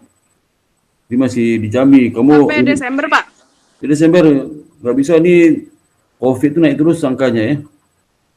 Jakarta, semua dari Jakarta itu merah semua. Kamu tinggal di Jakarta, hati-hati itu. Yang tinggal di Jakarta siapa ini? Tinggal di Jakarta. Yang tinggal. Saya Pak. Nah, kamu daerah mana Jakartanya? Kuningan Pak. Itu merah semua, Jakarta ngiri itu. Merah semua. Berarti tetanggamu ada yang meninggal karena COVID dong ya? Enggak Pak. Hah? Alhamdulillah. Alhamdulillah enggak. Tetangganya yang satu RT. Yang satu RT? Kenapa Pak? Yang satu RT sama kamu ada yang meninggal COVID nggak? Belum sih Pak. Enggak ada. Satu RW? Enggak ada Pak. Satu RW nggak ada juga yang meninggal COVID? Enggak Pak. Oh. Kamu yang si Dimas tinggal di mana, Dimas? Saya di Ciganjur, Pak. Ciganjur, Jakarta Selatan. Gimana kondisi Jakarta Selatan? Satu RT mau ada yang meninggal COVID nggak? Nggak ada, Pak. Alhamdulillah. Satu RW? Nggak ada. Nggak ada. Syukur dah. Kemudian kalau yang si Irsad, Ya Pak. Nah Pak, tinggal di mana kamu? Tangsel Pak, Oh, Tangsel di mana? di Pamulang. Oh, dekat rumah BSD, dekat rumah saya tu. Pamulang BSD dekatnya. Ada yang kena tetanggamu COVID dan kena? Nggak ada Pak, Nggak ada. Syukur alhamdulillah. ketat di sini Pak. Jadi jumlah penderita COVID itu di Indonesia udah 102.000 ya. Naik terus, Jakarta naik terus. Ya kuburan yang disediakan untuk COVID, kuburan ketiga udah mulai penuh juga. Penuh itu kuburannya. Udah berapa ribu meninggal ya. Jadi hati-hati jaga kesehatan. Jadi jangan keluar rumah ya. Masih rawan sekarang. Jangan suka ke mall ya, ke terminal, naik angkutan umum. Nah, itu bahaya itu. Kalau kemana-mana pergi pakai mobil sendiri atau pakai motor. Gimana ini? Pakai motor aja. Lebih aman malah pakai motor daripada naik bis angkutan umum. Terus kalau ke pasar ya jangan lama-lama ke pasarnya. Habis itu cuci bajunya, segera cuci semua, mandi. Wah bahaya. Di mall apalagi, apalagi di terminal sama di airport. Wah itu banyak sekali. Apalagi kalau naik pesawat sudah, naik pesawat tuh satu kena COVID bisa satu pesawat bisa kena itu karena kan ruangnya AC tertutup ya. Jadi virus menjalar kemana-mana itu. Pasti dia ngomong keluar juga kan, keluar juga virusnya di mulutnya itu. Mulut terbang ya, hinggap di tempat sofa tempat duduknya pesawat. Nah jalan-jalan kemana-mana bisa kena semua ya. Ini anak saya yang kerja di Makassar, satu kantor 18 orang kena COVID. Dia kira di BI Makassar kena saya. BI cabang Makassar. 18 orang BI Makassar kena COVID. Kenapa kena 18 orang? Ada banjir di daerah-daerah Makassar itu, jadi rombongan pergi lihat banjir. Pulang dari situ langsung kena, 18 orang yang pergi kena semua, bang, ngeri itu. Kan Makassar cuma daerah merah juga, daerah merah. Walaupun udah pakai masker, udah pakai itu, kena aja. Kan masker kan sesekali kan dibuka kadang, tangan menggaruk juga ya, kena juga gini. Hati-hati lah, jaga kesehatan ya. Oke, saya cukup absen dulu ya, bentar ya.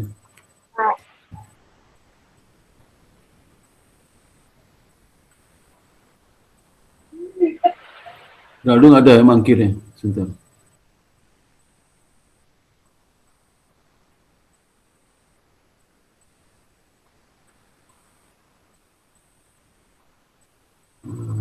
menu perkuliahan, absen.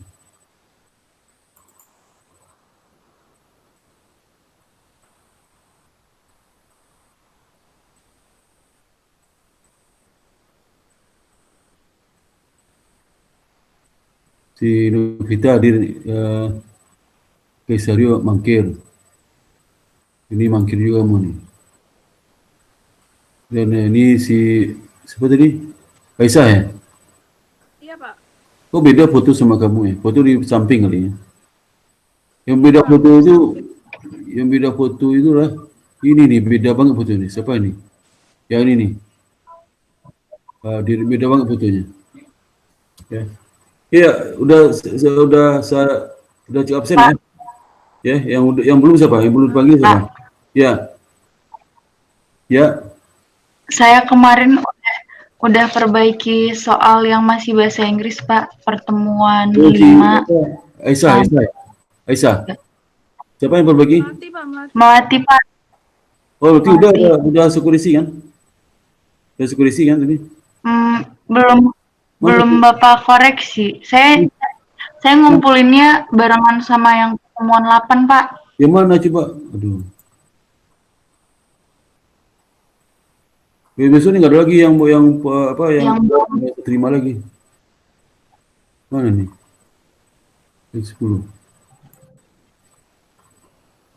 Besok ini.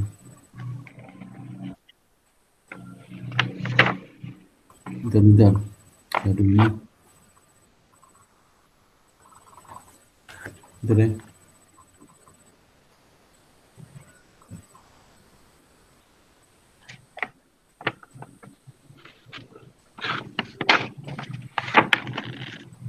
Bentar ya.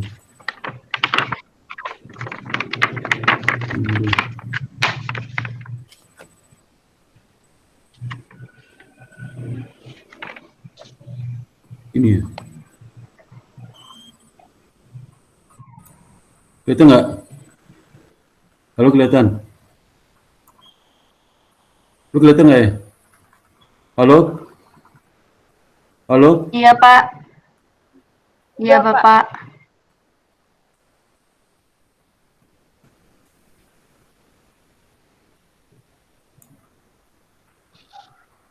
Dulu tadi ini. Ini. Yang mana?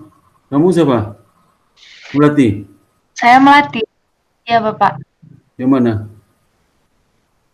Ini udah kamu rubah nih. Saya taruh di pertemuan 8, Pak, kalau nggak salah. Semuanya. Saya kirim di pertemuan 8, saya kirim 4 video. Tapi kamu video ada berapa video kamu kirim? Yang pertemuan kan yang Chapter berapa? Chapter berapa? Chapter 4. Chapter 4 terus? Kalau nggak 4, 5. Pokoknya ada 4 video yang saya kirim. 4 nggak ada kayak. Udah kamu pergi 5 semua? ya, Pak?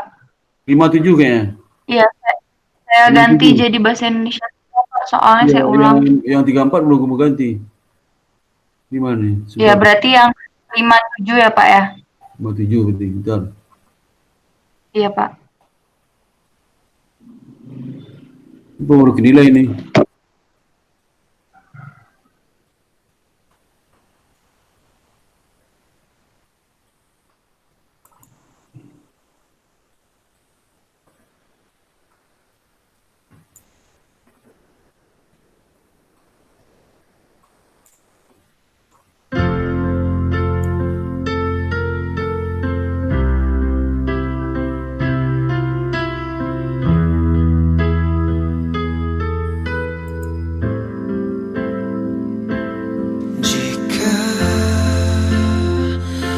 Udah nih ya.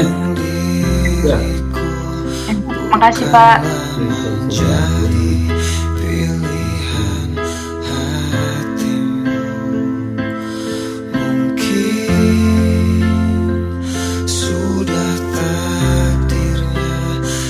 Oke, kalau ada pertanyaan nggak sampai sini? Ada pertanyaan?